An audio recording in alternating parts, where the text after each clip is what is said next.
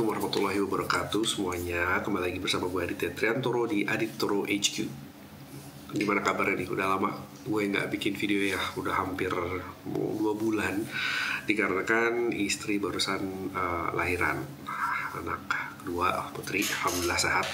But anyways, semoga kalian semua dalam keadaan sehat juga, tetap semangat dalam berkarya, terutama di era sekarang ya, dimana berita lagi gak karuan. Cuman ya kita tetap harus keep moving forward, pushing forward dari sisi kreativitas, dari sisi inovasi juga.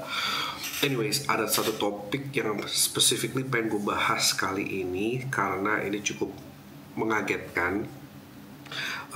Jadi beberapa waktu terakhir kemarin gue buka lowongan ya untuk join tim gue dalam sebuah misi untuk bikin IP yang lebih banyak lagi. Alhamdulillah.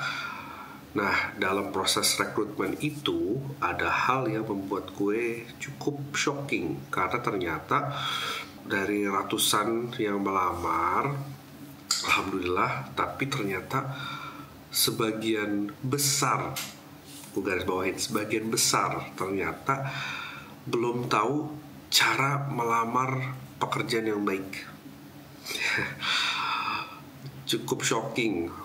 Jadi gue berusaha berhusnuzon dulu, apakah memang belum pernah diajarkan sebelumnya ataupun emang gak tahu gitu cara melamar yang baik itu seperti apa. Karena ada yang mungkin portfolionya bagus, cuman tata cara ataupun etika melamarnya belum baik. Ada yang mungkin portfolionya juga mungkin ya biasa aja ya, belum yang wah atau gimana. Namun alhamdulillah etika melamarnya cukup baik. Jadi ada sebuah keseimbangan nih, mana yang martabatnya bagus tapi mungkin etikanya belum baik. Ada yang mungkin biasa aja tapi etikanya baik. Ataupun ada yang bahkan astagfirullah, ada yang portfolionya benar-benar biasa aja, etikanya nggak ada sama sekali. Ini cukup mengagetkan karena guys, jangan lupa loh, mau melamar kerja itu benar-benar harus ngeluarin effort, harus punya effort ya, harus punya etika juga. Kayak gini deh, kayak kita mau masuk ke rumah orang, pasti kan salam dulu, ketok pintu dulu, assalamualaikum, tok gitu kan, ada orang di dalam gitu kan. Kalaupun ada orang di dalam, apa iya kita langsung main masuk pintu gitu aja? Enggak kan, harus tunggu dulu, disapa, terus kita harus perkenalkan diri seandainya kita belum kenal. Jadi sebagai contoh ya, tok, assalamualaikum, kan dibalas waalaikumsalam, siapa ya? Oh ya saya Adit. Tuh, mau ngapain? Oh ya saya di sini lagi mau ngantar surat lamaran pekerjaan. Oh ya dari mana? Oh ya saya dari Jakarta. Saya mau melamar sebagai animator. Pekerjaan saya selama ini sudah sekian tahun. Saya sudah kerja di sini segala macam. Jelasin sedikit. Saya tertarik kerja di sini karena saya pengen mengembangkan ilmu saya suka pekerjaannya, saya suka proyek-proyeknya. Mohon dikonsider ya aplikasi saya, semoga saya bisa bergabung dengan perusahaan ini. Sekian dari saya, assalamualaikum, pamit ya.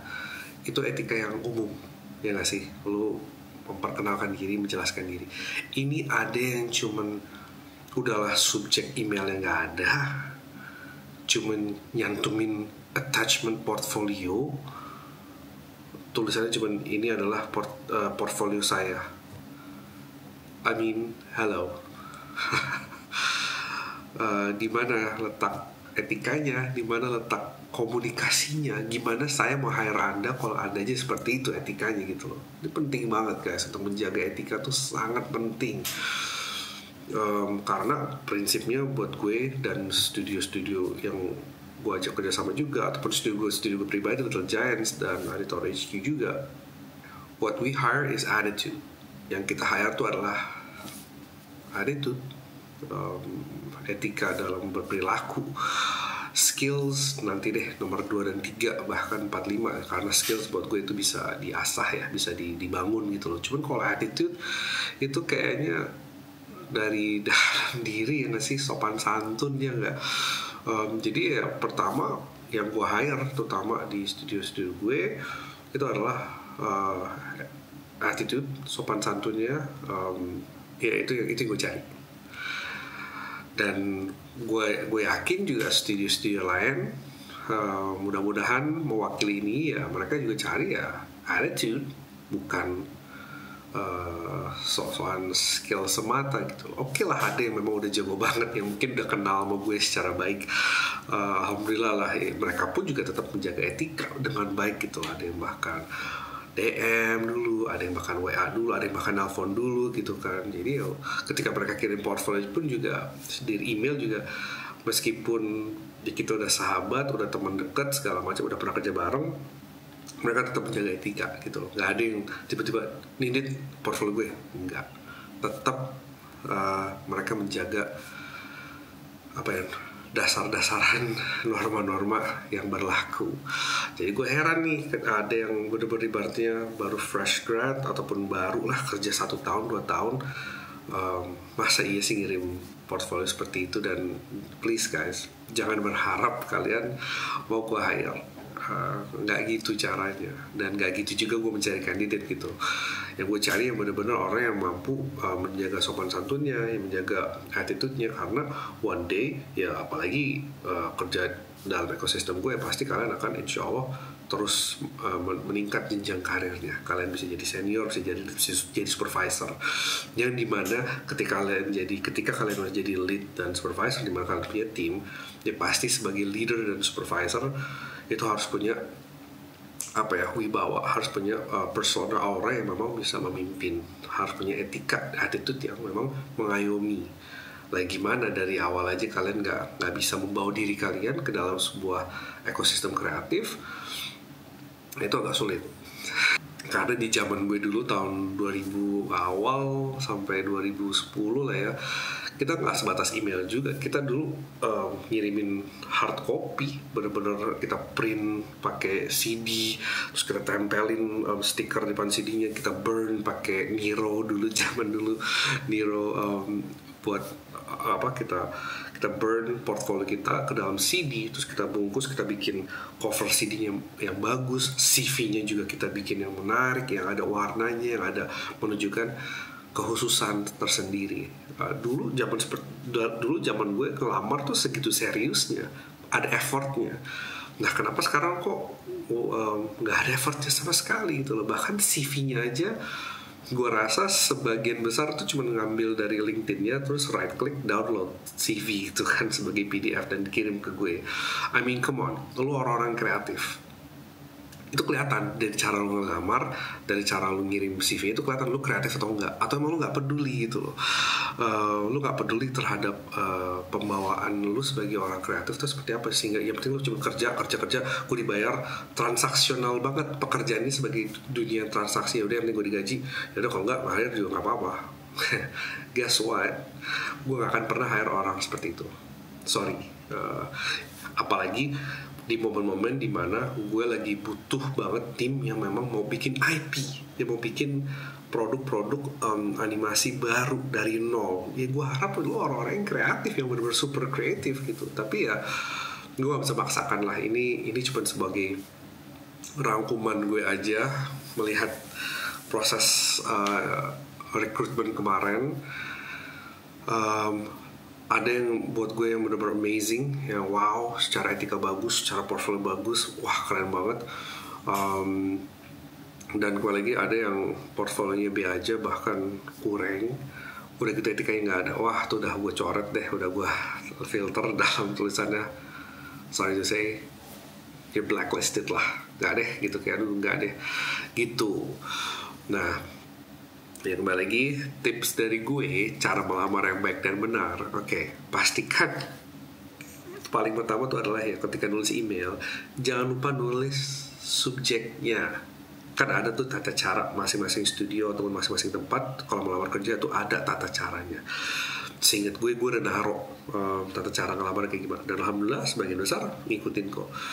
So please jangan subjek itu kosong, I mean empty, bener-bener gak ada, no subject gitu loh. Kayak seriously, lo ngelamar kayak gitu, itu udah big red flag banget. No, big no. Jadi ya pertama pastikan subjeknya diisi dulu deh, ya kan. Kedua, setelah subjeknya udah diisi baik dan benar,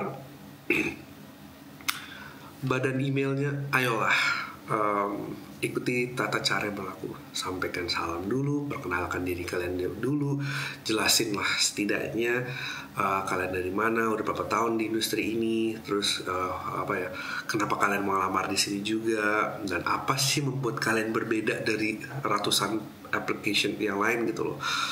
Lalu simpulkan di akhir ya, pakai hope you can consider, semoga bisa dipertimbangkan portfolio dan CV saya ini, sehingga kita nih yang baca nih bisa benar-benar consider dan catat, oh ini bagus nih application-nya. Karena gue pribadi dari badan email aja itu gue consider banget. Lu demo lu boleh biasa aja, tapi selama badan email lu menarik, I will consider that. Gue akan mempertimbangkan hire kalian gitu loh. Ya, setidaknya proses interview lah ya. Itu poin yang sangat kalian harus coba perhatikan juga ya dalam tata cara melamar. Lalu ketiga,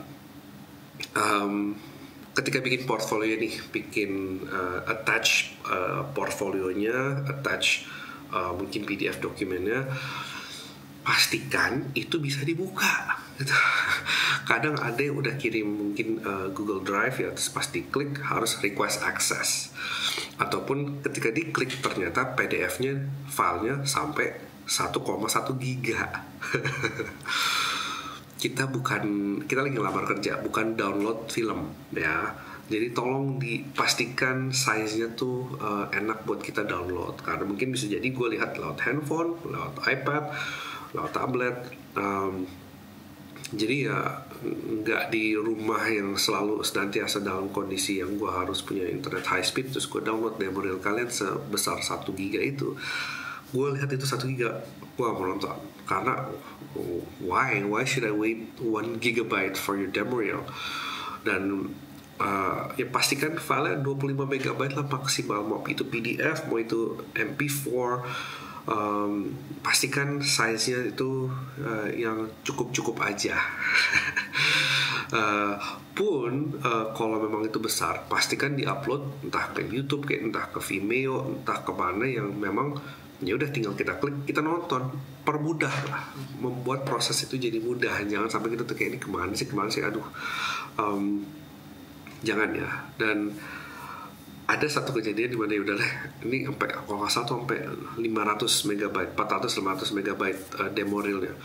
Ya udah, gue penasaran, gue klik dong, gue download, ya udah gue lihat, dan ya seperti udah gue duga isinya tuh, I'm sorry, di bawah standar lah ibaratnya.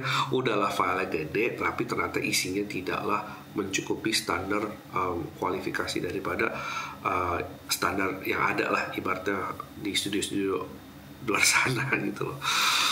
Jadi again guys, tolong dalam hal melamar itu penting banget menjaga step-stepsnya, menjaga etika-etikanya ya. Karena sayang banget kalau kalian udah punya portfolio yang bagus, tapi tidak diiringi ataupun diikuti dengan email yang sopan ya, sesuai. Nah, akhirnya nggak jadi di hire gitu. Sayang banget gitu, karena dari di antara ratusan email yang gue terima ini applicants, sepertiga lah yang gue filter, itu yang gue baca ya, yang masuk ke dalam consider list gue. Dan dari sepertiga itu pun juga gue filter lagi. Bayangin 2/3 itu nggak gue filter. Sebagian besar, hampir 80% itu gara-gara ini nggak belum tahu cara melamar pekerjaan yang baik itu seperti apa. Sayang banget. Ya mudah-mudahan dalam kesempatan lain mungkin jika ada opening recruitment lagi, kalian bisa memperbaiki diri lagi dalam melamar kerja, karena itu penting. Ini baru lokal ya, Indonesia doang ya, nggak kebayang kalau luar negeri. Harus mengikuti banget tata caranya gitu ya. Semoga dari video singkat ini yang alhamdulillah nih curi-curi waktu habis jaga bayi juga, bisa jadi hal yang bermanfaat, bisa jadi hal yang bisa menjadi sebuah pegangan. Karena tanpa ini kalian mencari pekerjaan akan menjadi challenging kalau memang tidak memiliki ataupun mempunyai standar-standar etika dalam melamar. Ya, semoga bermanfaat ya video singkat ini. Kita ketemu lagi di lain kesempatan bersama gue di Editor HQ. Wassalam.